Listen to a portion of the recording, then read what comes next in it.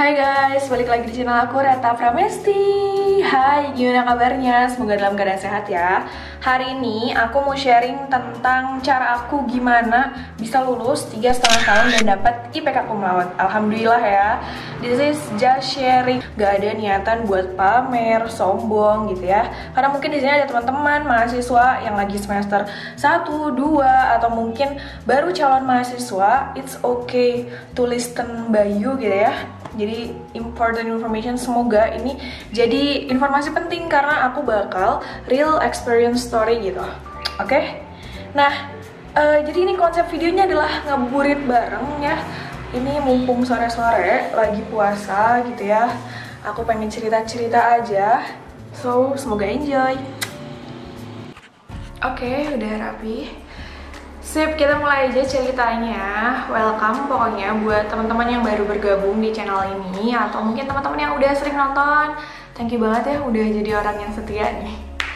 Kita langsung aja masuk ke ceritanya. Kita mulai dari Karita tuh jurusan apa sih dan kuliah di mana? Ini banyak banget, serius banyak banget yang suka nanya gitu kan. Aku kan suka bahas-bahas tentang informasi kuliah, tapi memang nggak sering juga gitu menyebutkan aku tuh dari mana, jurusannya apa gitu ya. As long as aku tuh cuma pengen banyak ngasih informasi aja sih buat teman-teman. Tapi ya nggak apa-apa, mungkin sesekali memang harus story gitu ya tentang personal. Oke, jadi kenalin, aku tuh dari jurusan akuntansi Universitas Padjadjaran. Jadi aku baru lulus banget, alhamdulillah, tahun kemarin. Maaf ya, ada suara burung berisik. Nah, jadi lulusnya itu sebenarnya udah sidang akhir di Februari dan alhamdulillah langsung lulus. Tapi baru bisa wisuda tuh di bulan Agustus karena waktu itu lagi marak-maraknya pandemi, ya nggak sih? Januari Februari itu puncak-puncak pandemi banget di 2020. Akhirnya aku waktu itu posisinya lagi magang gitu ya. Dan ya udahlah, gimana lagi? Aku delay aja. Harapannya tuh pengen offline gitu kan. Siapa sih yang nggak pengen offline? Tapi ya gimana lagi, nggak bisa offline, masih pandemi hype-hype-nya gitu. Akhirnya Agustus udah mutusin aja buat ya udah nggak apa-apa wisuda walaupun online. Kalau misalnya kamu belum nonton wisuda aku online, boleh banget tonton di video ini. Nah, itu udah aku jawab tentang jurusan dan PTN apa aku selama S1. Akhirnya alhamdulillah aku sah gitu untuk lulus dari jurusan akuntansi Universitas Padjadjaran. Itu jurusan impian aku sejak SMA dan aku dapat gelar SE, sarjana ekonomi. Nah, jadi kalau di Unpad itu gelarnya itu bukan SAK kalau dari akuntansinya. Jadi kalau misalnya kamu pengen SAK, nanti ambil sertifikasi AK gitu ya, CA. Oke, biar nanti bakal dapat SEAK gitu. Tapi mungkin kayak univ-univ lain kayak misalnya Undip, terus ya univ-univ lain yang emang ada jurusan akuntansi, ada juga yang langsung SAK gitu ya. Jadi dikepoin aja. Nah, selang dari situ aku magang kan 6 bulan ya, dari Februari sampai Februari, Maret, April, Mei, Juni, Juli ya sekitar Agustus aku selesai itu di BUMN Perum Damri itu sebagai magang bersertifikasi. Dari situ aku juga sempat kerja di salah satu accounting company gitu yang berhubungan sama sistem.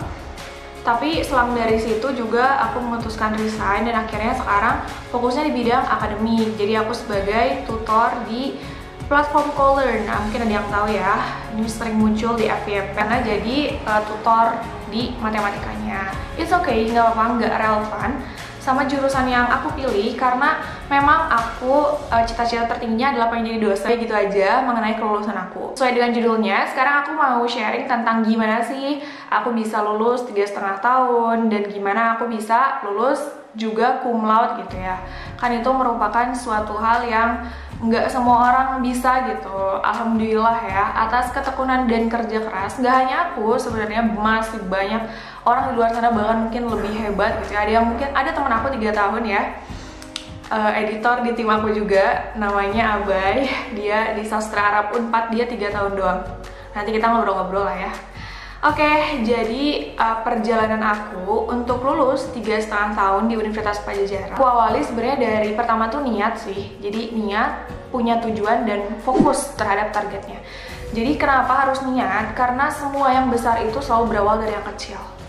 ketika kita pengen meraih mimpi sebesar apapun, harus punya gitu target di awal. Jadi kita tuh bisa merealisasikan si target itu. Kalau misalnya kita nggak punya target, bingung juga kan mau merealisasikan apa. Jadi aku di awal tahun gitu ya, awal tahun jadi maba itu aku mikir, gimana ya biar aku bisa lulus cepet. Apa tujuan lulus cepet? Aku breakdown nih.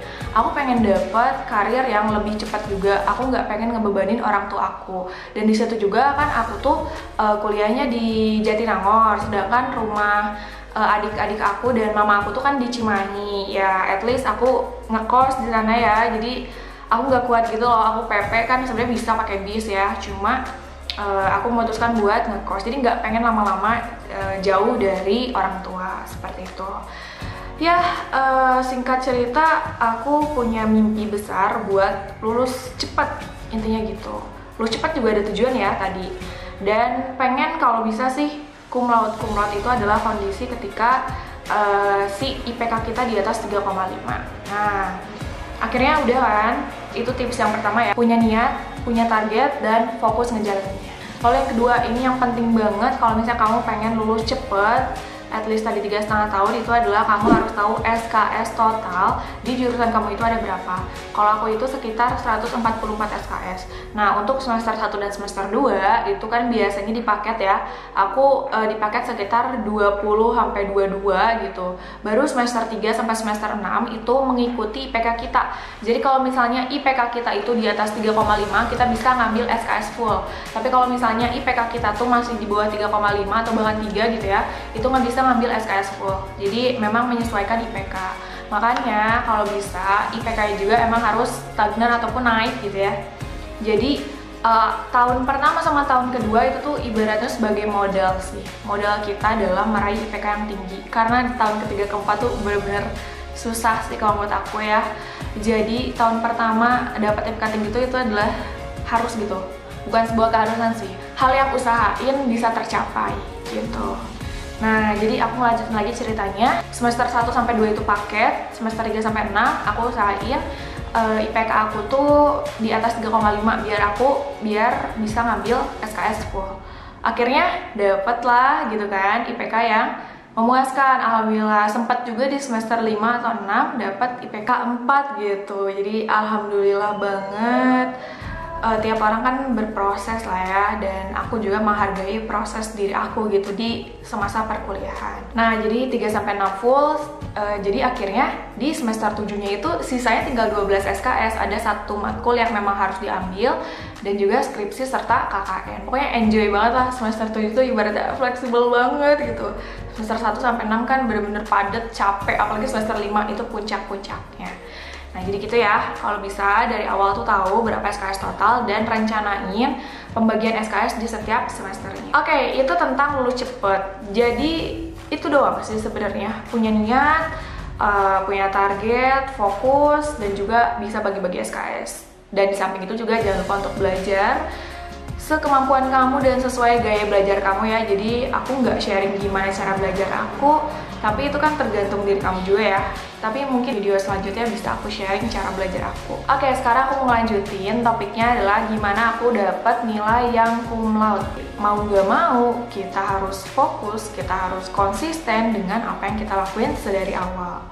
Awal yang baik akan bisa menentukan akhir yang baik kalau misalnya kita berproses dengan baik juga. Oke, yang pertama adalah usahain jangan mengulang. Nah, kenapa? Ya, maybe di some case ada juga gitu ya yang ngulang tapi IPK-nya tetap cum laude. Cuma kalau aku hitung-hitung gitu ya, kalau misalnya kita ngulang, itu kan ibaratnya tuh ada yang C gitu ya nilainya.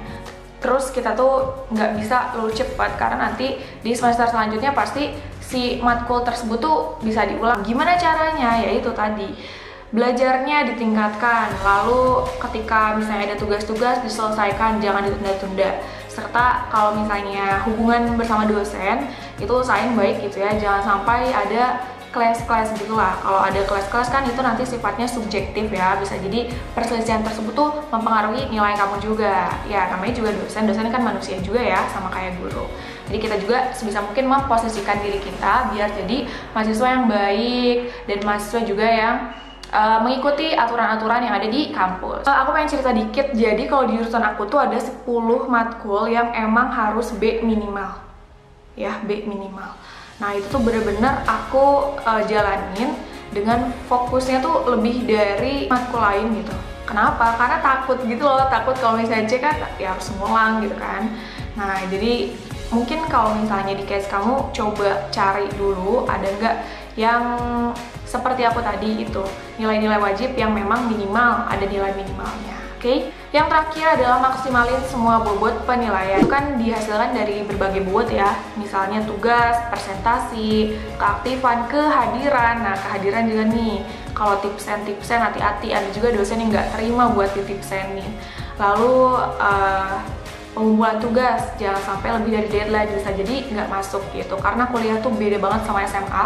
Kuliah tuh ibaratnya kita harus mandiri semuanya gitu, jangan kita tergantung sama dosennya, karena ya kita nggak bisa mengharapkan hal itu. Selain itu, misalnya UTS sama UAS juga usahain baik, belajar aja dari misalnya kisi-kisi, ataupun dari soal-soal tahun lalu, belajar dari kakak tingkat, atau belajar dari orang yang lebih paham. Jangan sampai kalau misalnya kita nggak bisa sendiri tuh, tetap aja gitu ngulek-ngulek sendiri gitu ya, ngulik-ngulik sendiri, kok ngulek sih emang sambel. Ya, jadi kalau misalnya nggak bisa tuh nanya gitu, nanya ke yang lebih bisa, biar kita juga ikutan bisa.